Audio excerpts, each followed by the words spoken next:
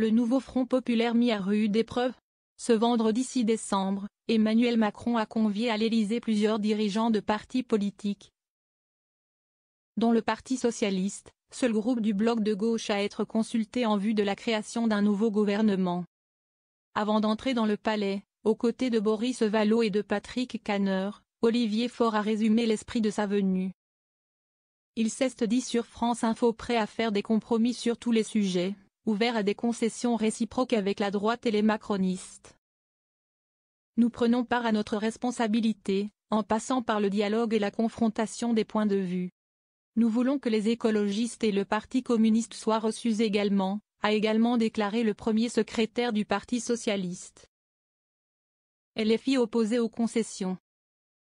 Mais cette déclaration cavalière, pouvant être attribuée selon les points de vue à la direction du Parti socialiste ou à un parti membre du NFP, agace un autre leader de gauche, Jean-Luc Mélenchon.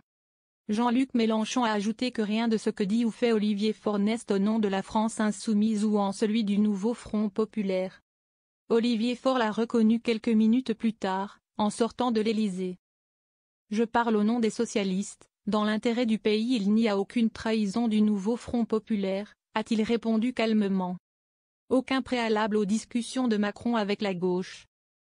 De son côté, le chef de l'État semble ouvert à un élargissement du socle commun jusqu'au PS, mais sous condition. Lors d'une réunion avec son camp ce matin, Emmanuel Macron a indiqué 2 lignes rouges à leur entrée, selon les informations de BFM TV. D'abord un maintien de la réforme des retraites. Ensuite, le président de la République refuse de nommer un Premier ministre socialiste tant que le parti de gauche sera allié à la France insoumise. Des informations contredites par Olivier Faure, qui assure que le président n'a posé aucun préalable aux discussions avec la gauche.